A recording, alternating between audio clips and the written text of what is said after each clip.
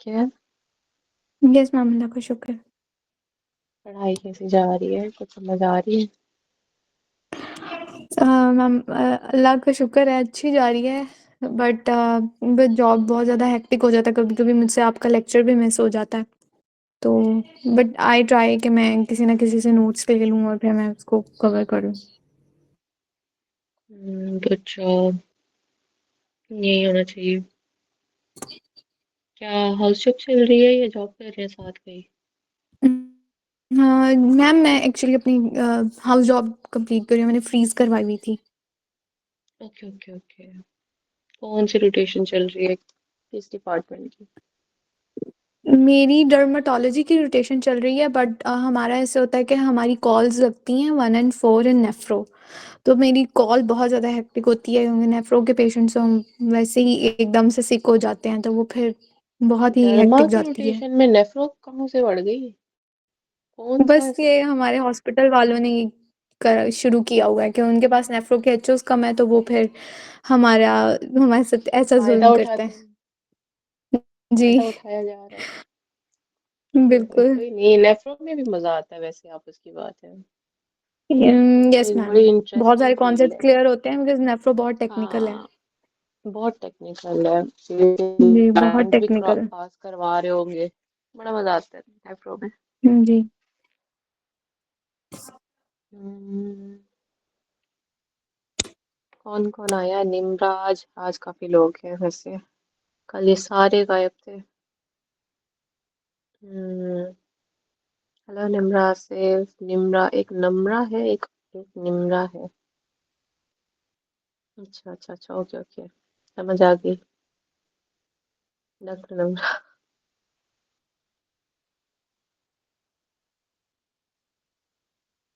मेरी life angel भी है यहाँ पे, सेवियर भी है मेरे पास। अच्छा, तो स्टार्ट करें? कोई और बच्चों ने आना है? डिम्पल आए हैं? डिम्पल, हमारी क्लास की रौनक डिम्पल।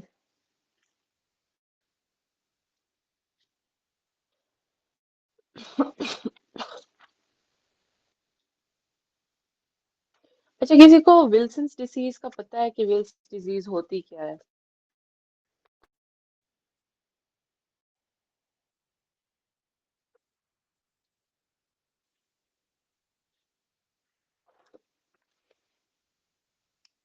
विल्सन्स का लफ्ज के साथ कॉपर तो याद ही होगा ना, या वो भी भूल गया है? कॉपर का क्या होता है? मैम, इसमें कॉपर की मेटाबॉलिज्म जो है वो हमारी बॉडी में सही नहीं होती, जिसकी वजह से कॉपर की डेपोजिशन होना शुरू हो जाती है। और फिर हम्म। वो ब्रेन में भी डिपॉजिट्स होते हैं उसके, और फिर उसके साथ एसोसिएटेड होते हैं, हमारे आई में भी प्रेजेंटेशन आती है, केशर फेशियल रिंग्स होते हैं उसमें। और हम्म। डिफेक्टिव सेरुलोप्लाज्मिन लेवल जो है वो यूरिन सेरुलोप्लाज्मिन लेवल्स के साथ जो है वो हम इसको मेजर करते हैं, मतलब एज अ बिल्कुल। टेस्ट। सीरम सीरम जी। सीरोप्लाज्मिन करते हैं। कि एक और भी टेस्ट होता है जो कि हम प्रेफरेंस में दे रहे होते हैं डायग्नोस्टिक टेस्ट के लिए। 24 और यूरिनरी प्रोटीन होता है, ठीक है, वो उसको प्रेफर किया जाता है सीरम सेरोप्लाज्मिन के ऊपर। चलो वो हम कवर करते हैं अभी। तो हमने अब स्टार्ट करना है विल्सन्स को। आज हम दो टॉपिक्स ही करेंगे, कल हम बाकी करेंगे। विल्सन्स, विल्सन्स डिजीज, ठीक है। बेसिकली ये हेपेटोलेंटिकुलर डीजनरेशन इसका नाम है, मतलब डीजनरेशन स्टार्ट हो जाती है। What is this hepatolenticular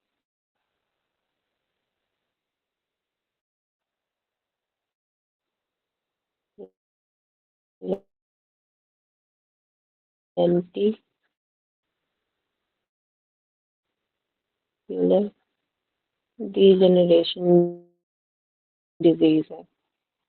degeneration disease, ठीक है।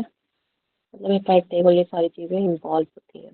देन हमारे पास ये पता होना चाहिए ये ऑटोसोमल डोमिनेंट है कि ये ऑटोसोमल रिसेसिव है। ऑटोसोमल ये रिसेसिव होती है, ठीक है। ऑटोसोमल रिसेसिव म्यूटेशन में आता है, ठीक है। म्यूटेशन होती किसकी है? एक हमारे पास सीरम जो कॉपर जो हमारे पास ट्रांसपोर्टिंग जो होता है एटीपेज जीन, ठीक है, जो कि क्रोमोसोम 13 के ऊपर होता है, ठीक है, क्रोमोसोम 13 के ऊपर एक कॉपर ट्रांसपोर्टिंग जीन होता है, ठीक है, एटीपेज जीन होता है, ठीक है, एटीपेज, जिसको हम ATP7B जीन कहते हैं, ATP7B जीन, ठीक है। इसका बेसिकली हमारे पास क्या हो जाती है, म्यूटेशन हो जाती है, जिसकी वजह से जो कॉपर की इनकॉर्पोरेशन होती है ना डिफरेंट जगह पे, तो वो मतलब खराब होना शुरू हो जाती है, जिसकी वजह से एक्सक्रीशन हो जाती है बाइल के अंदर। फिर सीरम सीरोप्लाज्मिन लेवल भी कम हो जाएंगे, फिर हम ये कॉपर की एक्यूमुलेशन डिफरेंट ऑर्गन्स के अंदर चली जाती है। कौन से ऑर्गन ज्यादा इन्वॉल्व होते हैं, वहां पे हमारे पास कॉर्निया होता है, किडनी मैम होता ये है, दोबारा रिपीट कर दें ठीक है, काइंडली। बेसिकली इधर, और लिवर होता है, ठीक है। इसके अंदर हमारे पास क्या होता है, कॉपर की इनकॉर्पोरेशन होना शुरू हो जाती है, मतलब एक्यूमुलेट हो जाता है, कॉपर एक्यूमुलेट होता है।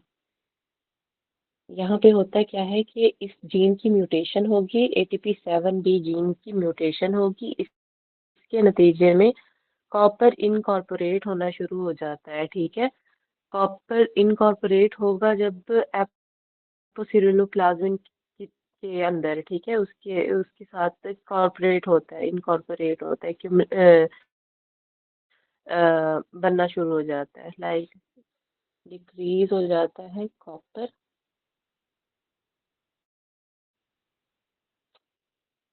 कॉपर, ठीक है, incorporation,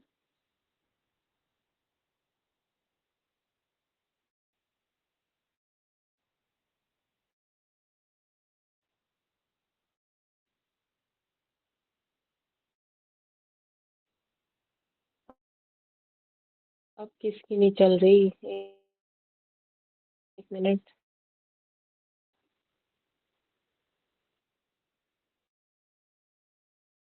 the one is not working,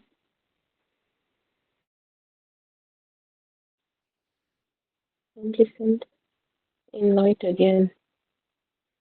पता नहीं सबको मेरी वक्त में ही क्यों मसला आता है। हम्म,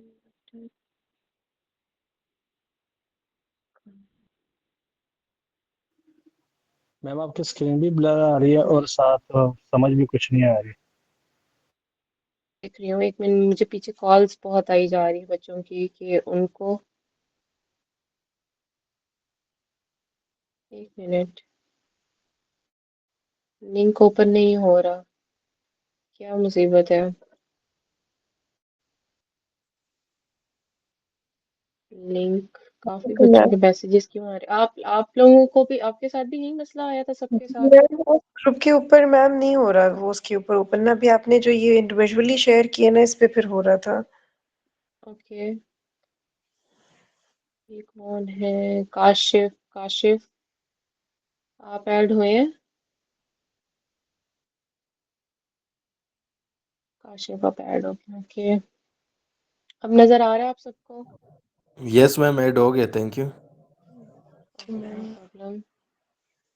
अच्छा, तो मैं ये बता रही थी, आज हम पढ़ रहे हैं Wilson's disease. Wilson's disease basically क्या है, हमारे पास हिपैटोलेंटिकुलर डिजेनरेशन डिजीज है, इसके अंदर म्यूटेशन होती है। ये होती कैसी है, ये ऑटोसोमल रिसेसिव म्यूटेशन है, ऑटोसोमल रिसेसिव है, ठीक है। ये म्यूटेशन किसकी होती है, एक जीन होता है ATP7B जीन, ठीक है, जो हमारे पास कॉपर ट्रांसपोर्टिंग ATPase जीन होता है, ठीक है। वो ATPase जीन जब ना इसकी म्यूटेशन होती है बेसिकली, ठीक है, इसकी म्यूटेशन की वजह से क्या होगा, जो कॉपर है उसकी इनकॉर्पोरेशन कम हो जाती है, डिक्रीज कॉपर इनकॉर्पोरेशन इनटू एपोसिरुलोप्लाज्मिन, मतलब ब्लड के अंदर जो हमारे पास कॉपर की इनकॉर्पोरेशन है ना, जो जिसने कॉपर अंदर जाके एपोसिरुलोप्लाज्मिन में कन्वर्ट होना, उसकी इनकॉर्पोरेशन कम होगी, जिसकी वजह से ये एक्सक्रीट कर जाता है बाइल के अंदर, सिरुलोप्लाज्मिन, ठीक है, जिसकी वजह से क्या होगा, डिक्रीज हमारे पास एक्सक्रीशन होती है, सॉरी, साथ में एक्सक्रीशन भी डिक्रीज हो जाएगी, ठीक है, एंड इनटू बाइल, और एक्यूमुलेट होना स्टार्ट हो जाता है। अब ये इसकी एक्यूमुलेशन बढ़ जाती है, ठीक है, क्योंकि सिरुलोप्लाज्मिन सीरम के सिरुलोप्लाज्मिन लेवल कम हुए, ठीक है, सिरुलोप्लाज्मिन लेवल्स मैम कम काइंडली हुए, जिसकी एक्सक्रीशन वजह के बाद से रिपीट कर दें। देखें क्या हुआ है हमारे पास। डिक्रीज कॉपर की इनकॉर्पोरेशन हुई है इनटू एपोसिरुलोप्लाज्मिन, जिसकी वजह से साथ में एक्सक्रीशन भी कम हो गई है बाइल के अंदर। उसकी जब एक्सक्रीशन कम होगी बाइल के अंदर तो एक्यूमुलेट ज्यादा होना शुरू हो जाता है, जिसकी वजह से सीरम का सिरुलोप्लाज्मिन लेवल कम होगा, क्योंकि एक्यूमुलेट हो रहा है, वो अंदर अंदर ही एक्यूमुलेट, क्योंकि एक्सक्रीट आउट नहीं हो रहा ना, एक्यूमुलेट होना स्टार्ट हो जाता है लेट, ठीक है, एक्यूमुलेट होना स्टार्ट हो जाते हैं ऑर्गन्स के अंदर।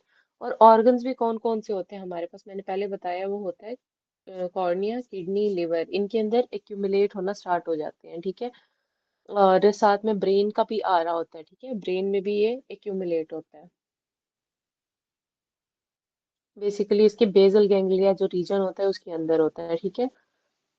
अब यहाँ पे हमारे पास हम इसके कुछ टेस्ट देख रहे होते हैं। कुछ टेस्ट मैंने आपको एक बताया है, एक सीरम सिरुलोप्लाज्मिन होता है, ब्लड टेस्ट हम भिजवा देते हैं, ठीक है। एक होता है 24 और कॉपर प्रोटीन जो होती है, यूरेनरी प्रोटीन को कहते हैं, यूरेनरी प्रोटीन, उसके अंदर बेसिकली हम कॉपर चेक कर रहे होते हैं, ठीक है।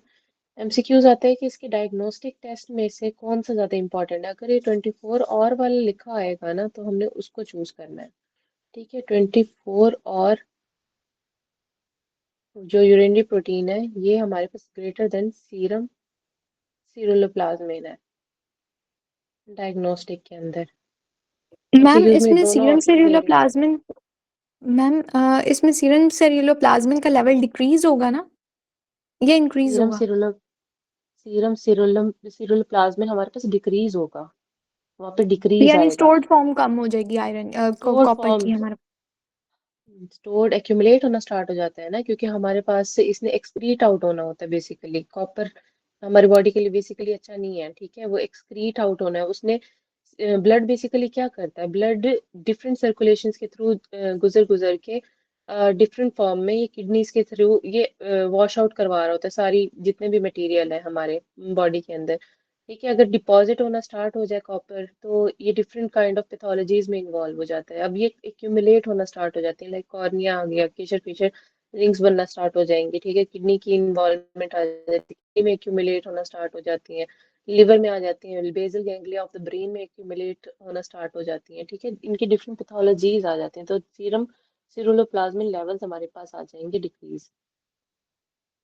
अब यहाँ पे हमारे पास बेसिकली क्या होता है, ये हमारे पास कुछ पेशेंट्स का वो कहते हैं कि जो पेशेंट बेसिकली प्रेजेंट कर रहे होते हैं ना वो 40 ईयर्स से पहले कर रहे होते हैं, जो लिवर डिजीज के साथ आते हैं, ठीक है। उस लिवर डिजीज में क्या होता है, बेसिकली हेपेटाइटिस होता है, ठीक है, लिवर फेलियर होगा, ठीक है, या हमारे पास सिरोसिस के केसेस आते हैं। मतलब लिवर्स की सारी पैथोलॉजी याद कर लेना कि 40 ईयर्स से पहले वाले प्रेजेंटेशंस में आते हैं, मतलब 40 ईयर्स से पहले होंगे, मतलब मिडिल एज सारे बंदे होंगे, ठीक है, मिडिल एज में आएंगे। अब वहाँ पे हमारे पास न्यूरोलॉजिकल डिजीजेस में भी इन्वॉल्व हो जाती हैं, लाइक ट्रेमर्स होती है, पार्किंसन होती है, साइकेट्रिक इलनेस आ जाती हैं, ठीक है। अब केशर फ्रेशर रिंग्स जो होती हैं वो डिपॉजिट होती हैं। इसका एमसीक्यूज भी आता है, ये डिपॉजिट कहाँ होती है, कॉर्निया में होती है। एमसीक्यूज केशर जो हमारे पास फ्लेशर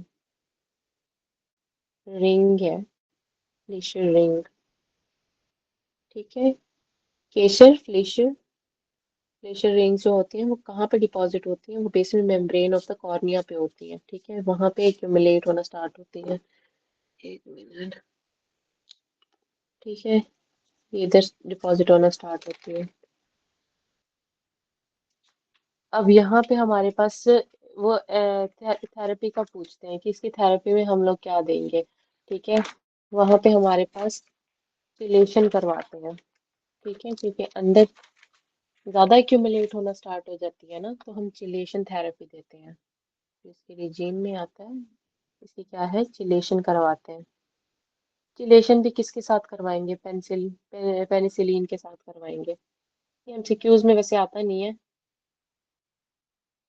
ये कभी नहीं आया, लेकिन पता होना चाहिए चिलेशन थेरेपी देते हैं, ठीक है। या अगर ज्यादा लिवर की पैथोलॉजी आएंगी तो हम लिवर ट्रांसप्लांट करवा देंगे,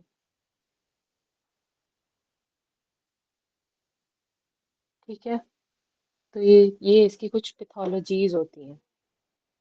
अब ये मुझे कौन रिपीट कर पाएगा, मैम ये सीरम हमने क्या क्या पढ़ा है अभी। सेरुलोप्लाज्मिन क्यों कम होते हैं ये जरा बता दें इसमें। क्योंकि एक्सक्रीट आउट नहीं हो रहा होता ना ब्लड के अंदर। बेसिकली इसने तो एक्सक्रीट आउट होना होता है ना, जब ये डिपॉजिट होना स्टार्ट होगा ना कि अंदर एक्सक्रीट, इसने बाइल के थ्रू एक्सक्रीट आउट हो जाना होता है, ठीक है। बाइल जब बन रही होती है ना तो ड्यूोडेनम के फर्स्ट पार्ट में इसने एक्सक्रीट आउट करवा देना होता है, जो लिवर में बन रहा होता है, जो कॉपर होते हैं, जो डिपॉजिट होते हैं ऑलरेडी, नेचुरल डिपॉजिट्स हैं हमारे, ठीक है। इसने ये एक्सक्रीट आउट होना कॉपर होता है। किस फॉर्म में मैम वो स्टोर होते हैं, मतलब एक्यूमुलेट होते हैं। मतलब एपो, ये हमने पढ़ा है ना, एपोसिरुलोप्लाज्मिन जो होती है एक प्रोटीन होती है, उस फॉर्म में होती है। जब इसकी इनकॉर्पोरेशन कम होगी कि वो उसके अंदर इनकॉर्पोरेट नहीं हो सका, कन्वर्ट नहीं हो सक रहा, ठीक है, वो एक्सक्रीट आउट नहीं हो सक रहा, तो ऑटोमेटिकली हमारे जो कॉपर के लेवल है वो एक्यूमुलेशन में इंक्रीज हो जाएंगे और सीरम के अंदर डिक्रीज हो जाएंगे। ठीक है मैम, थैंक यू। हाँ जी। मैम इसमें ये बता दें, डायग्नोसिस में आपने बताया था 24 आवर यूरिनरी, आगे क्या था। यूरिनरी प्रोटीन हम करवाते हैं जिसके अंदर हम सीरम की, ये सीरोलोप्लाज्मिन लेवल चेक कर रहे होते हैं, ठीक है, यूरिन की, ठीक है। वो ज्यादा इंपॉर्टेंट है एज कम्पेयर टू सीरम सीरोलोप्लाज्मिन। ये एमसीक्यूज में आता है कि आपने क्या मतलब प्रेफर करना है, तो हम 24 आवर यूरिनरी प्रोटीन प्रेफर करते हैं greater than serum ceruloplasmin in case of Wilson's disease, ठीक है। बेसिकली ठीक है, नॉर्मली थैंक यू क्या मैम। होता है, मतलब ये जो कॉपर है ना बेसिकली एब्जॉर्ब भी स्मॉल इंटेस्टाइन में हो रहा था, जब ये मतलब बाइल के थ्रू इसने जाता है, जब ये first part of the duodenum में ये मतलब खुलती है बाइल डक्ट, ठीक है, वहां पे जब जाएगा तो वहां पे, यहाँ पे ये स्मॉल इंटेस्टाइन के पार्ट है ना ड्यूोडेनम, वहां पे अब्जॉर्प्शन स्टार्ट हो जाती है, ठीक है। फिर ये जब एब्जॉर्प्शन होती है तब ये लिवर फिर से मतलब इसको उठाता है, ये नॉर्मल पैथोलॉजी में होता है, ठीक है, जहाँ पे वो स्टोर होता है, इनकॉर्पोरेट होता है, ठीक है। लेकिन जब विल्सन्स डिजीज के अंदर होते हैं, इनकी इनकॉर्पोरेशन सिरुलोप्लाज्मिन के अंदर हो जाती है, इसकी एक्सक्रीशन बेसिकली वो हमारे पास कम हो जाती है, ठीक है, जिसकी वजह से एक्यूमुलेट होना स्टार्ट हो जाता है लिवर के अंदर। लिवर मैम की ये मैंने 20। पैथोलॉजीज आप लोगों को बताई है कि हेपेटाइटिस और लिवर फेलियर, और हमारे पास जितने भी एक्यूट लिवर फेलियर के साथ आ रहे हैं, सिरोसिस के साथ हैं, वो है। सीएनएस में पार्किंसनिज्म होता है, ट्रेमर्स होते हैं हमारे पास, डिस्टोनिया, डिसार्थ्रिया, ये सारी चीजें आती हैं, ठीक है। साइकेट्रिक इलनेस भी होती है हमारे, साइकेट्रिक डिजीजेज इन्वॉल्व होती हैं। आईज के अंदर केशर फ्लेशर रिंग्स होते हैं, ठीक है। केशर फ्लेशर रिंग का एमसीक्यूज आता है कि कहाँ डिपॉजिट होता है, वो कॉर्निया के अंदर डिपॉजिट होता है, उसकी भी हमारे पास जो बेसमेंट मेम्ब्रेन है ना, डिसमेंट जो मेम्ब्रेन है, ठीक है, उसको इसके अंदर डिपॉजिट होना स्टार्ट हो जाता है। फिर यहाँ पे मैम आप urinary excretion of copper increase होती है। हाँ नहीं जी, थी हाँ जी, बताएं। 24 आवर यूनरी प्रोटीन, यूनरी हाँ, यूनरी प्रोटीन या फिर urinary copper levels. Urinary protein करवाएंगे, वही कॉपर लेवल्स का, नो लेकिन मैम, एमसीक्यूज में मैम यूरिनरी यूरिनरी प्रोटीन आता कॉपर, वो जो ऑप्शन है ना वो यूरिनरी कॉपर है। कॉपर है 24 और यूरिनरी कॉपर है, प्रोटीन नहीं है। है। आर यू श्योर, ये देखा हुआ सबने। यस जी यस मैम। मैम, ये 24 आवर यूनरी कॉपर है। ओके, चलें ये करेक्ट कर लें आप सब कि 24 और यूरिनरी कॉपर लेवल्स वो ज़्यादा इंपॉर्टेंट है, ठीक है, ग्रेटर देन सीरम हमारे पास जो कॉपर, ये सिरुलोप्लाज्मिन है।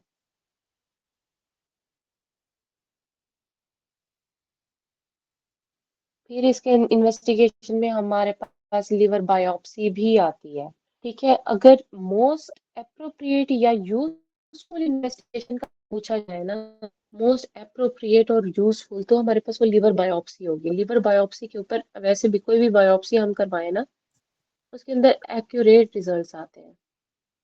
लेकिन ये लास्ट रिजॉर्ट होता है। लेकिन होता क्या है, ये एक्यूरेट होता है। एक्यूरेट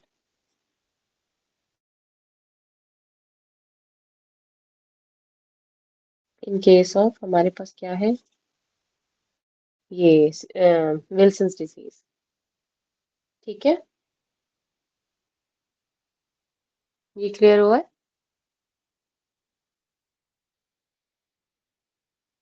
जी मैम। Yes, ma'am. ये मुझे कौन रिपीट करवाएगा? मैं करा दूं? मैं रिपीट करती हूँ। हाँ जी, हाँ जी, चले करवाएं, दोनों मिलके मैम करवाएं। इसमें ना सबसे पहले ये होता है कि जब हम लोग डाइट करूँ स्टार्ट। करें कर मैम इसमें ये है कि जब हम लोग डाइट में ना कॉपर लेते हैं, तो सपोज जैसे हम लोग ने डाइट में कॉपर ली तो वो इंटेस्टाइन में गई। अब वहां से कॉपर ने ना रीअब्सॉर्ब होना है back to the liver. Liver में ना सेरुलोप्लाज्मिन होता है, वो सेरुलोप्लाज्मिन के साथ बाइंड करती है और वो बाइल के थ्रू एक्सक्रीट हो जाती है। अब एक autosomal recessive disease Wilson disease, जिसमें ये होता है कि एपो7p जीन होता है, वो डिफेक्टिव होता है और उसने सेरुलोप्लाज्मिन को इनकोड करना था, सेरुलोप्लाज्मिन का लेवल ड्रॉप हो जाता है।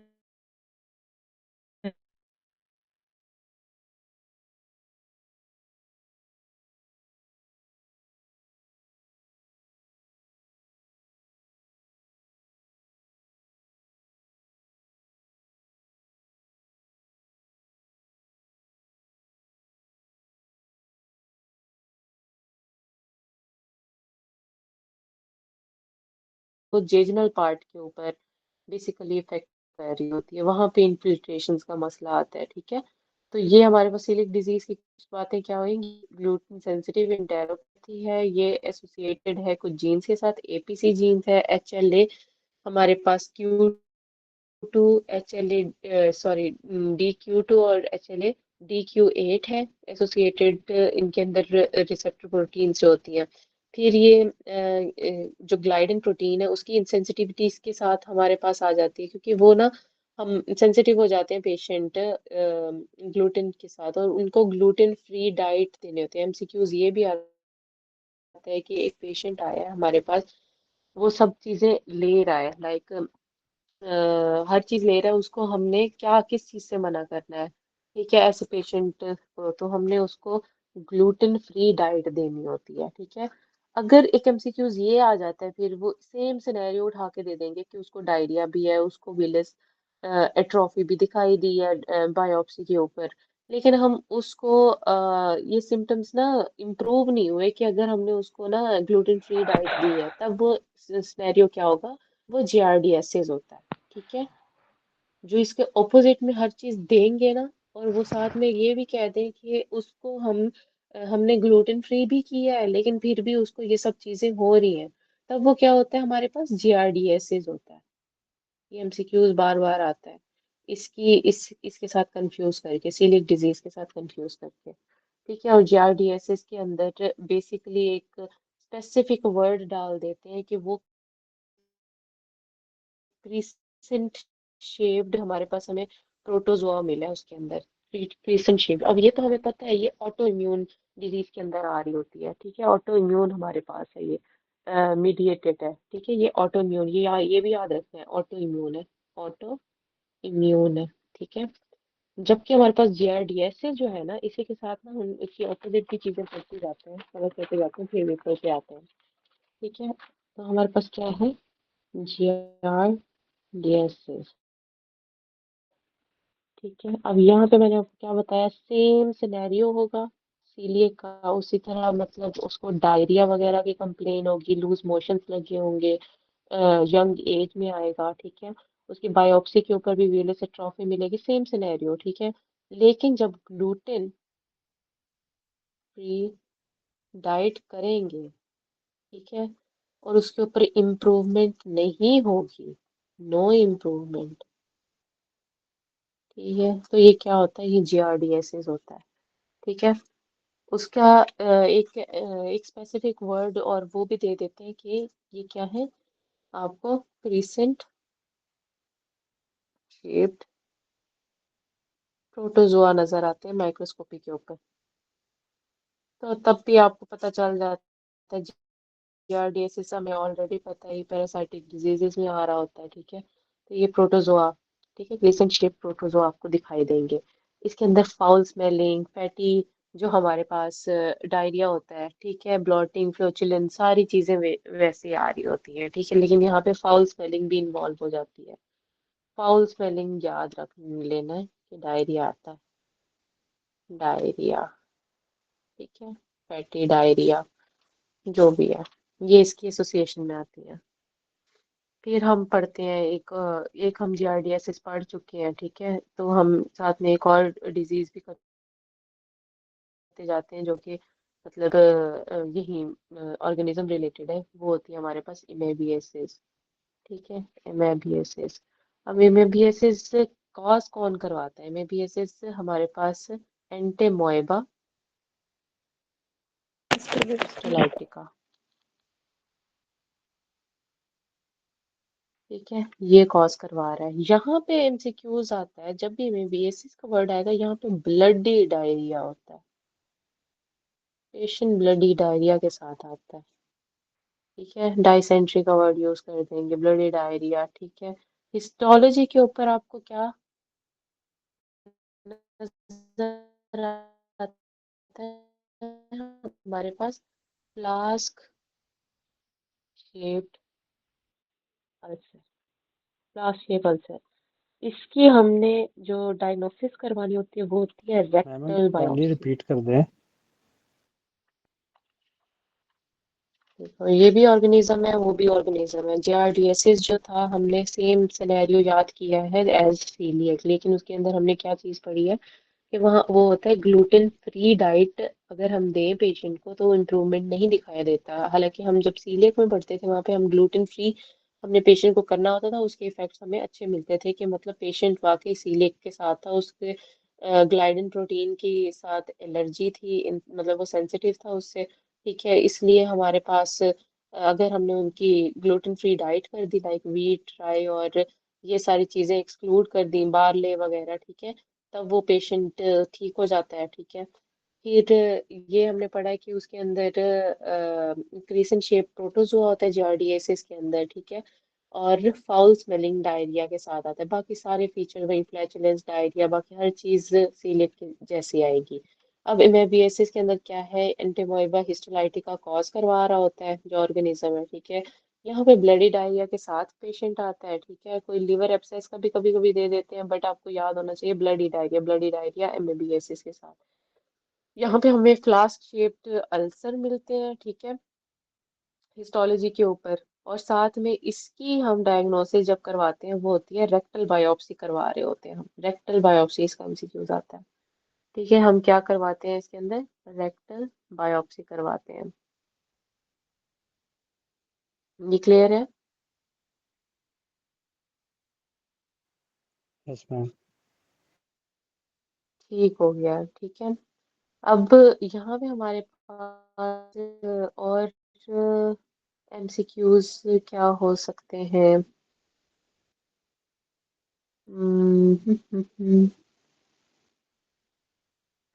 बस इसके इतने ही थे आई गेस। फिर आता है हमारे पास एक विपिल आता है जो, ठीक है, विपिल हमारे पास डिजीज है। अब विपिल डिजीज कॉज कौन करवा रहा है?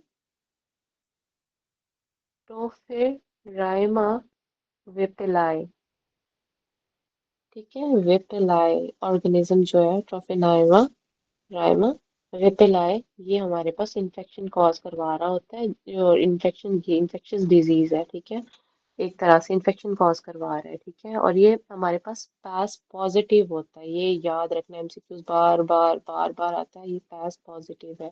पास स्टेन जो हम करवा रहे होते हैं ना, ये पॉजिटिव होता है और फोमी काइंड का होता है ये, ठीक है, फोमी होता है ये हमारे पास, ठीक है। फोमी मैक्रोफेजेस दिखाई देते हैं हमारे पास, मैक्रोफेजेस इन इंटेस्टाइनल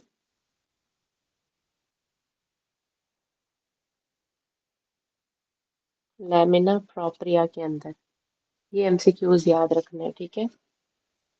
लेमिना प्रोप्रिया के अंदर पैस पॉजिटिव, बार बार मैं कह रही हूँ, बहुत इंपॉर्टेंट है विपल के लिए। विपल के साथ कभी भी कोई एमसीक्यूज आएगा ना, कि कोई भी आपने पेशेंट आपको आया है, आपके पास आया है, ठीक है, उसके अंदर आप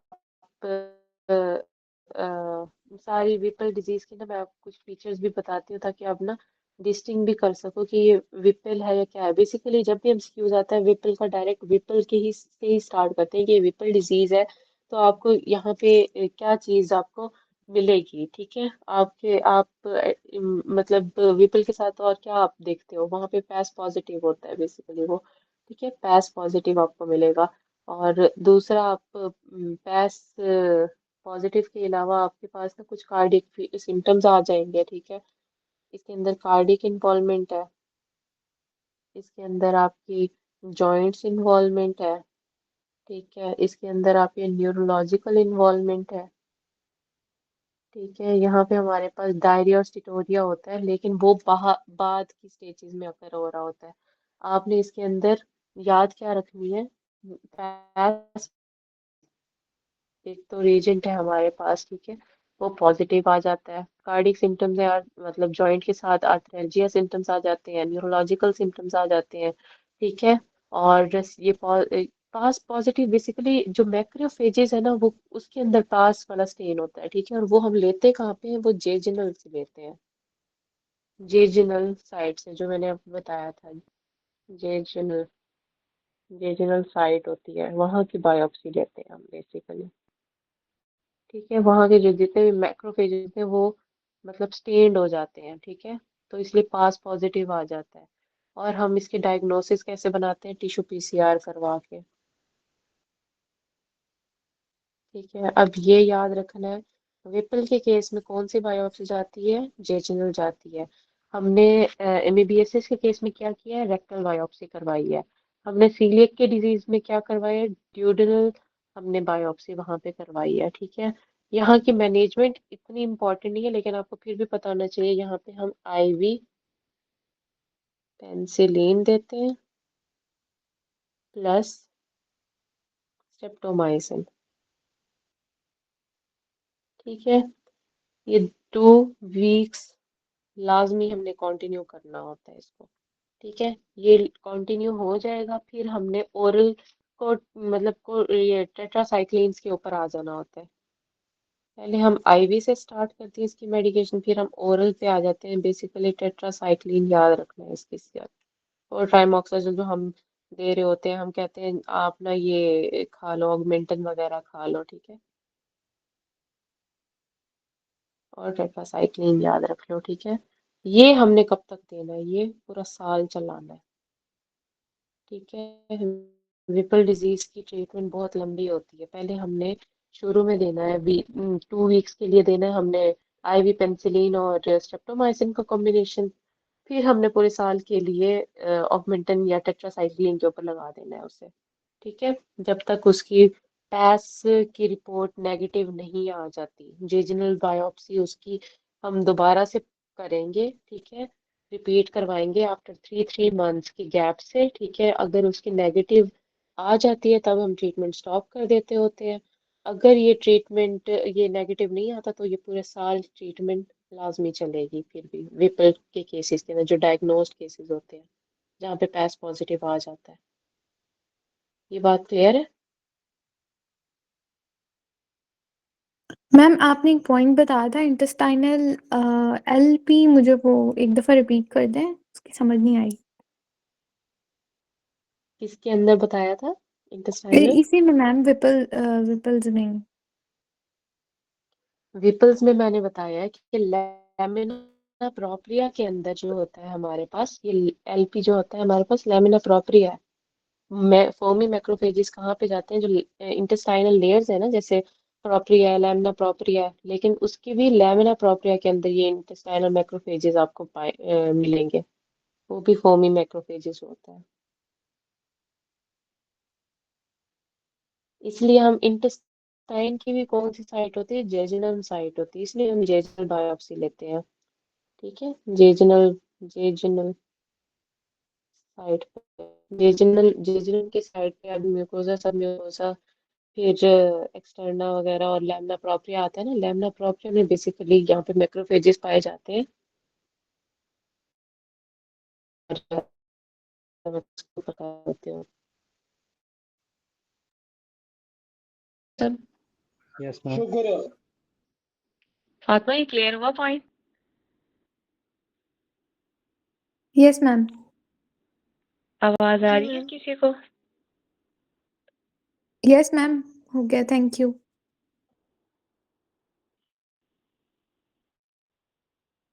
एक मिनट, मुझे नहीं आवाज आ रही, वेट।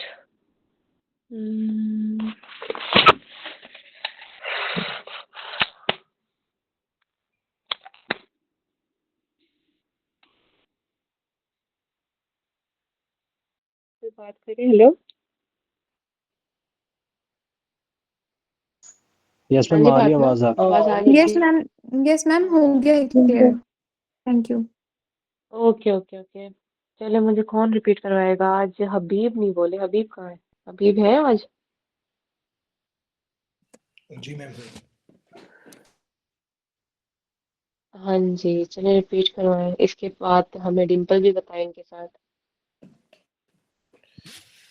ओके, सो हम स्टार्ट करते हैं सीलिएक डिजीज से। सीलिएक डिजीज बेसिकली एक ऑटो इम्यून डिजीज है एंड इसको हम ग्लूटेन सेंसिटिविटी एंटेरोपैथी भी कहते हैं। इसके अंदर जो एसोसिएशन है जीन्स की वो HLA-DQ2 एंड HLA-DQ8 है। जो सेल्स की इन्वॉल्वमेंट है वो CD4 plus T cells and B cells. Patient की जो लैब्स हैं उसके अंदर आती हैं anti tissue transglutaminase, anti gliadin and anti endomysial. साथ में हम ड्यूडेनल बायोप्सी करते हैं। इट इज आल्सो इसको सिंपल एसोसिएटेड। से ना याद रख लो, सीलियक के साथ ना ईटीजी है। ईटीसी हम लोग पढ़ते हैं ना, हमने जी इलेक्ट्रॉन ट्रांसपोर्ट चेन नहीं याद रखना, ईटीजी याद रखना है। एक सीटीजी भी होता है ना, लेकिन यहाँ पे ईटीजी है। ठीक है। जी ठीक है। एंडोमाइसियल आ गया, टिश्यू ट्रांसग्लूटामिनेज आ गया, ग्लाइडिन आ गया। ये एमसीक्यूज कुछ भी उठा के दे सकते हैं। ये एमसीक्यूज बहुत इंपॉर्टेंट है, ये बहुत दफा रिपीट हुआ है। कह लो हर अटेम्प्ट में किसी न किसी के पास ये लाजमी आता है, सीलियक का। जी ठीक है।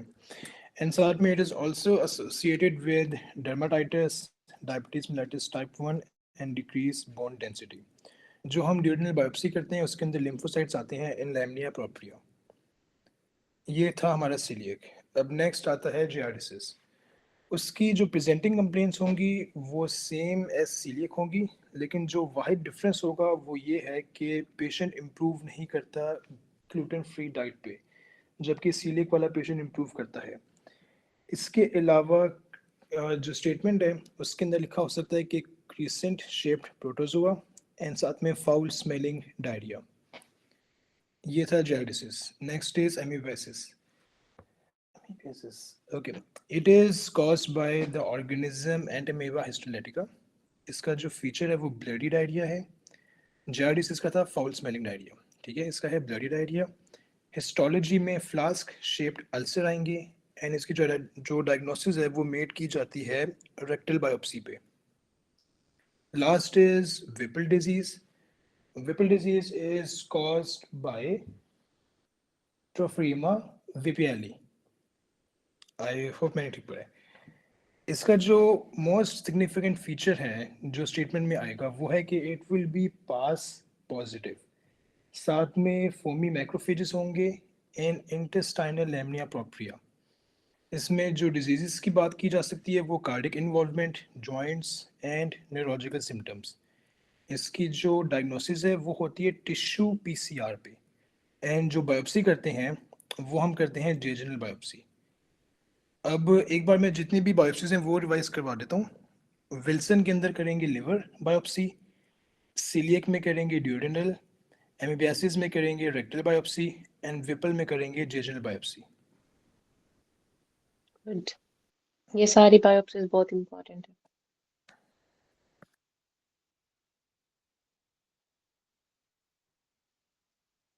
सही हो गया। आज का टॉपिक क्लियर हुआ है? जी मैम। अच्छा, मुझे ये बताओ कि हेपेटाइटिस की स्टेजिंग करवाऊं आप लोगों को या नहीं, जो उनके मार्कर्स है? मैम वो आप कल करवा दें।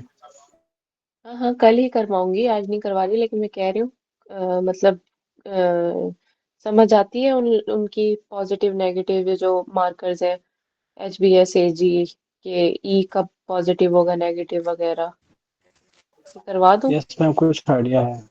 मैम करा मैम दूँ। सिर्फ उनका ये जो ज्वाइनिंग के दौरान टेस्ट करवाए थे, अच्छा, उसके दौरान। मतलब अपनी ज्वाइनिंग के जी दौरान टेस्ट करवाए थे।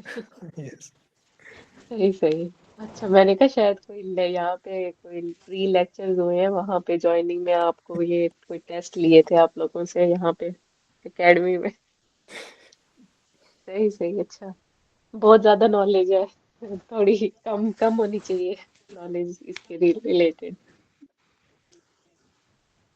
अच्छा, और क्या पढ़ाना है? एक तो अल्कोहलिक हेपेटाइटिस हमारा मेन टॉपिक रहता है, हमारे पास हेपेटिक कार्सिनोमा रहता है, हेपेटाइटिस रहता है, सिरोसिस रहता है, और प्राइमरी स्क्लेरोसिंग cholangitis, और ये TBC रहता है। ठीक है, कब तक ये सेशन आपका है इसका GIT का? मैम कल 2 और दिन हो परसों गए। है तो इजीली कवर हो जाएगा, कल 3 टॉपिक कर लेंगे, बाकी इंशाल्लाह कवर हो जाएगा। ठीक है, सही हो गया। ओके गाइस, कुछ पूछना तो बता दें वरना चलते हैं। मैम काइंडली अपना प्राइमरी स्क्लेरोसिंग कोलेंजाइटिस जो है ये टॉपिक्स भी करवा दीजिएगा, काफी जी जी, कंफ्यूजिंग है। जी जी, ये तो मैं करवाऊंगी, ये तो मैंने करवाने हैं। ठीक है, ये करवा ठीक दूंगी है आप मैडम। लोगों को। ओके ठीक है ओके, मैम। और कुछ पूछना है? मैम कल क्या पढ़ाया था? कल मैं क्लास में नहीं था तो। ये आज कौन पढ़ाएगा काशिफ को, मुझे बताओ, कल हमने क्या पढ़ा था? मैम कल मैं भी नहीं थी डॉक्टर ज्वाइन। हबीब बेहतर है। मैम डॉक्टर कल डिम्पल हमने पढ़ाएंगे। पढ़ा क्या? डॉक्टर डिम्पल पढ़ाएंगे, हाँ, डॉक्टर डिम्पल ने कल मुझे तंग किया था। डॉक्टर डिम्पल आप पढ़ाएंगे? मतलब एक क्विक रिव्यू हो जाए, मुझे भी आइडिया हो जाए ना मैम, वैसे भी थोड़ा बहुत कंसेप्ट है वो फ्रेश हो जाएंगे। चलो सारे साथ मिलके जब इसको एक रिव्यू दे देते हैं इन लोगों को, हमने या कल। मैम आप जो है ना, आप क्विज ले लें जो कल आपने पढ़ाया ना, उसी में एक टेस्ट ले लें जो इम्पोर्टेंट है, तो उसमें हम्म, वो सारे टॉपिक भी क्लियर हो जाएंगे और रिवीजन भी हो जाएगी। क्विक रिवीजन तो उसकी क्विक हो ही नहीं सकती, इतनी क्विक जितना आप हमें मैम बता रहे हैं। आप क्वेश्चन पूछ लें, खैर है जो असल में इम्पोर्टेंट है ना वो पूछ लें। बहुत ब्रॉड टॉपिक हमने पढ़ा था, हमने सप्लाईज भी साथ की थी, उसके अकॉर्डिंगली हमने उनके अल्सर्स, उनके डिफरेंट स्टेजिंग सारी कवर की थी। ये काफी इम्पोर्टेंट सेशन था कल वाला।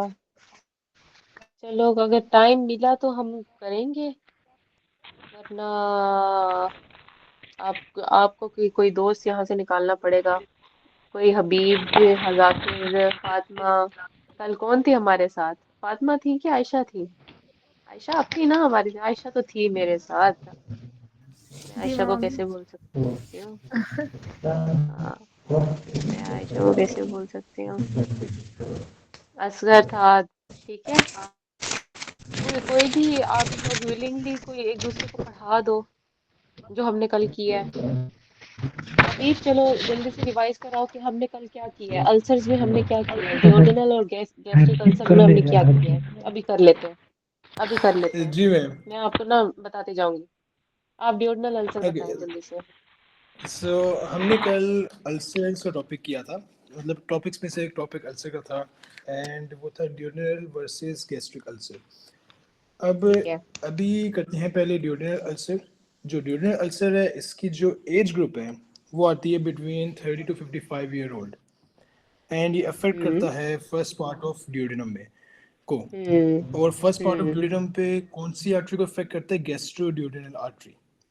एग्जैक्टली। इसके जो फीचर्स हैं वो ये है कि it decreases with food intake, ठीक है। और ये फीचर डिफरेंशिएटिंग भी है गैस्ट्रिक अल्सर से, क्योंकि वो फूड के साथ उसकी पेन इंक्रीज होती है। हम्म इसके अलावा इसके अंदर जो है वो हमारे पास जो एच पाइलोराई है। जाकिर आप बंद कर लें माइक, वो डिस्टर्ब हो रहा है। आप हबीब कंटिन्यू करें।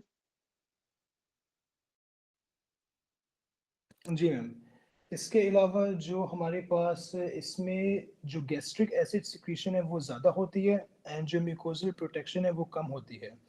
जो ठीक एस है। कॉलोराई की जो इन्फेक्शन है वो अबाउट वेट 90% है। गेन वेट गेन किसके अंदर होता है ज्यादा?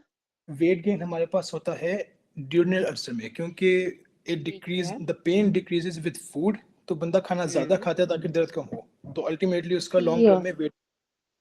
एग्जैक्टली वेट गेन हो जाएगा। ठीक है। एंड इट इज़ इसकी जो रिस्क ऑफ कार्सिनोमा है वो यूजुअली बेनाइन है और हम्म। रूटीन बायोप्सी भी नहीं इसकी की जाती।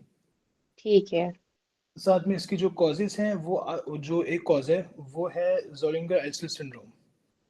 ठीक है। अब ना फर्स्ट एड में इसका जोलिंगर लिखा हुआ है, लेकिन जो न्यू उसके अंदर अपडेट आई है ना, ये ऑपोजिट कर दिया गया है। ठीक है, वहां पे हमारे पास एनसेड्स को ड्यूडेनल अल्सर के साथ कर दिया है। अब आप लोगों ने, ये आप लोगों की अपनी चॉइस होगी, आप बुकिश पे जाओ या आप न्यू अपडेट्स के साथ जाओ। ठीक है, ये भी आप लोगों को पता होना चाहिए। ओके। हम्म। एंड दूसरी तरफ हमारे पास आता है गैस्ट्रिक अल्सर। जो क्योंकि गैस्ट्रिक अल्सर अल्टीमेटली है ये दोनों ही इफेक्ट कर रहे होते हैं, गैस्ट्रिक अल्सर भी कॉज करवा रहे होते हैं ये दोनों मिलके। ठीक है, और ड्यूरनल अल्सर भी कॉज करवा रहे होते हैं, लेकिन कुछ न्यू गाइडलाइंस के अकॉर्डिंग एनसेड ज्यादा ड्यूरनल की तरफ जाते हैं और जो लिंगर अल्सर वो गैस्ट्रिक अल्सर्स की तरफ जा रहे होते हैं। ओके। लेकिन फर्स्ट एड के अंदर ये एनसेड्स ड्यूरनल के साथ लिखा हुआ है। ओके, जो गैस्ट्रिक अल्सर है उसका जो एज ग्रुप है वो है बिटवीन 50 टू 80 इयर्स ओल्ड। ये सारा, अफेक्ट करता और है। आप पढ़ रहे हैं ना, देख रहे हैं ना, समझ आ रही है काशिफ? मैम जी जी ma'am ma'am. Okay okay. And ये अफेक्ट करता है लेसर कर्वेचर ऑफ स्टमक को। अब यूजुअली लेफ्ट गैस्ट्रिक आर्टरी होती है इफेक्ट, लेकिन अगर दोनों का ऑप्शन है तो मैम ने कल कहा था कि आपने राइट और लेफ्ट दोनों को ही टिक करना है। इसकी जो पेन है it increases with food intake. And इसका जो कॉज है जो पहले था वो एनसेड था और अब ऑपोजिट हो चुका है जो ज़ोरिंगर सिंड्रोम है। इसमें म्यूकोजल प्रोटेक्शन कम होती है, गैस्ट्रिक एसिड सिक्रीशन भी हमारे पास होती है। गैस्ट्रिक नहीं, यहाँ एसिड पे नहीं होती। अगेंस्ट कम होती है हाँ, इसकी mucosal against. Protection. Hmm. And इसका एक और फीचर है वो है वेट लॉस, क्योंकि ठीक फूड है। इनटेक के साथ पेन होती है तो बंदा फूड नहीं लेता। अब ठीक यह है है। कि इसका जो रिस्क ऑफ मेलिग्नेंसी है वो काफ़ी हाई है, लेकिन अगर ओवरऑल स्टेटमेंट में पूछा जाए कि कौन सा हमारे पास किसकी बेस्ट प्रोग्नोसिस है, गैस्ट्रिक की या ड्यूडेनल की, तो वो गैस्ट्रिक की आती है विद 88%। ठीक हो इसके गया। अलावा हमने जो सीलिएक ट्रंक है उसकी डिटेल में ब्लड सप्लाई की थी, लेकिन वो मैं रिकमेंड करूँगा कि आप पिक्चर देख लें एक बार, क्योंकि ऐसे बोलने से वो आप नहीं समझ पाएंगे। उसके लिए पिक्टोरियल मेमोरी मैं इंपॉर्टेंट है। मैं इसका जल्दी से करवा देती हूँ। ओके। ये देखें, ये हमारे पास एसोफेगस है। ठीक है, एसोफेगस का लोअर एंड है, लोअर एसोफेजियल स्फिंक्टर है। ठीक है, ये हमारे पास स्टमक आ गया। ठीक है। ठीक है, ये हमारे पास उसका पाइलोरिक एंड है। ये first part of the duodenum है। ठीक है, अब जो हमारे पास इसकी सप्लाई आती है, ठीक है, सीलिक ट्रंक है। सीलिक ट्रंक से हमारे पास क्या आता है? इसके बाद लेक्चर है ना डॉक्टर नम्रा का? गाइस, हेलो, जी मैम। जी ये मैम। डॉक्टर नम्रा का है ना? बस ये मैं ना सप्लाई करवा के ना आप लोगों को थोड़ा सा बताती हूँ। और ना अगर किसी के पास कल के लेक्चर के नोट्स कंपाइल है ना, काइंडली ग्रुप में ना शेयर कर दें डॉक्टर जहरा और डॉक्टर काशिफ के साथ। हबीब आप कर दीजिएगा अगर आपने नोट्स कंपाइल किए हैं। ओके। ठीक है, आप कंपाइल। मैं बस अप्लाई बताती हूँ इसकी। ये सीलिक ट्रंक ना, सीलिक ट्रंक कहाँ से आता है? Basically it came from the aorta. ठीक है, एओर्टा की ये ब्रांच है सीलिक ट्रंक की। देखो ये पूरा का पूरा ना एक सपोज एओर्टा नीचे तक जा रहा है, लेकिन ना T12 के लेवल पे ये सीलिक ट्रंक निकालता है। सीलिक ट्रंक फिर ना इसके मेन सप्लाई होती है फॉर फोरगट।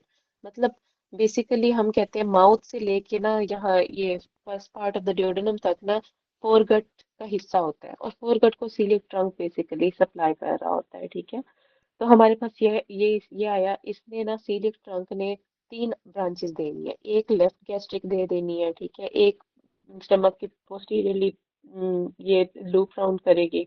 ठीक है, पीछे से जाएगी, फिर ये स्प्लेनिक आर्टरी दे देगी, यहाँ पे स्प्लीन पड़ी होती है, स्प्लीनिक आर्टरी देगी, ये फंडस को शॉर्ट गैस्ट्रिक दे देगी, शॉर्ट गैस्ट्रिक, ठीक है। ये स्प्लीनिक ब्रांचेस, ये बेसिकली होती स्प्लीनिक है, ठीक है, स्प्लीनिक ब्रांच होती है, स्प्लीनिक आर्टरीज ब्रांचेस दे देती है फर्दर।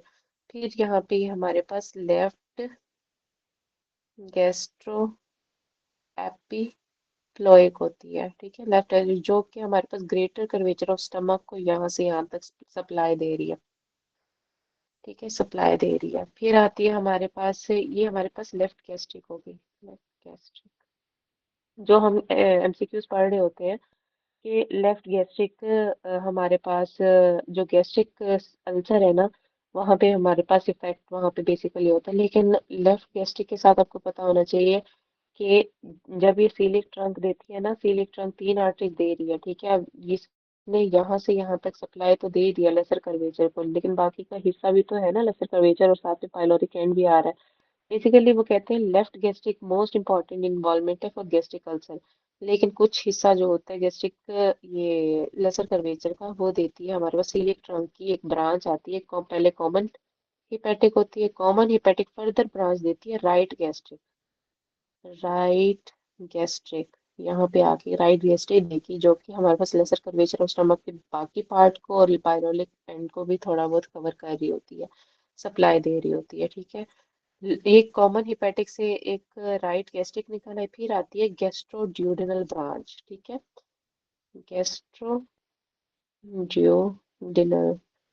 ब्रांच, ठीक है। गैस्ट्रोड्यूडेनल ने क्या करना है, एक सुप्राड्यूडेनल दे देनी है शॉर्ट ब्रांचेज, एक रेट्रोड्यूडेनल दे देनी है जो कि ड्यूडेनम के फर्स्ट 2 सेंटीमीटर को ये सप्लाई दे रही होती है, ठीक है। लेकिन इसकी मेन सप्लाई आपने हमेशा याद रखनी है, एक होती है हमारे पास right gastro epiploic, same name था, ठीक है, ये वहां से लेफ्ट आई थी, जिसमें सप्लीनिक की ब्रांच थी। राइट गैस्ट्रो एपिप्लोइक किसकी ब्रांच है, गैस्ट्रोड्यूडेनल की, जो कि जो कि है किसकी branch, common hepatic, common hepatic further वो सीलिक ट्रंक की ब्रांच है, ठीक है।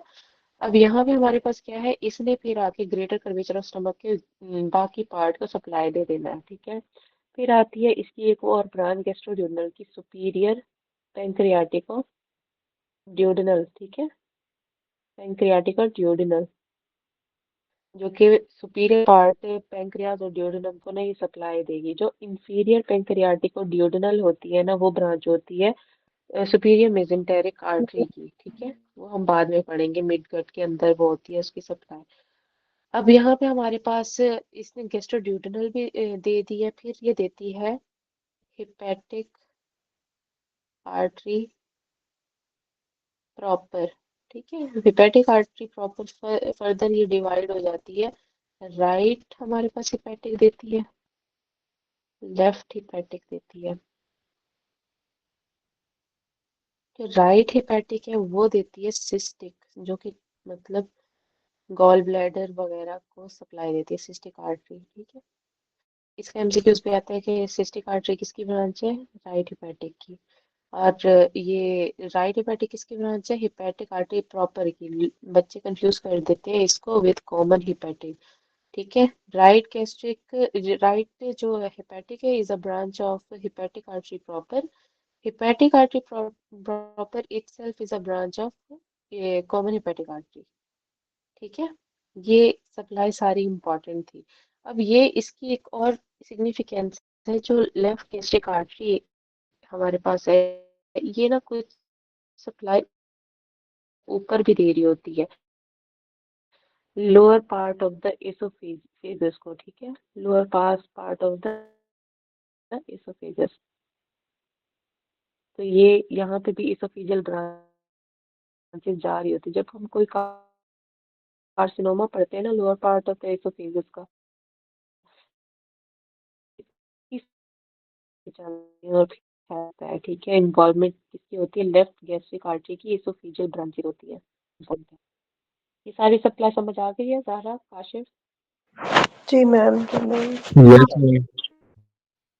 ठीक है, ठीक है। बाकी हबीब कल के टॉपिक आप काइंडली ग्रुप में इनके साथ शेयर कर दें जो आपने कंपाइल या कुछ किया हुआ है, ठीक है, या किसी के पास अगर कंपाइल नोट्स में पड़ा है तो वो काइंडली शेयर कर दें। जी ठीक है। थैंक यू ठीक है, मैम। कुछ समझ ना आए ना फिर भी ज़ाहरा और काशिफ फिर आप मुझसे पूछ सकते हैं। जी ma'am. Okay ma'am, thank you. Thank you. Okay okay, अल्लाह हाफिज़, अल्लाह हाफिज़। अल्लाह हाफिज़।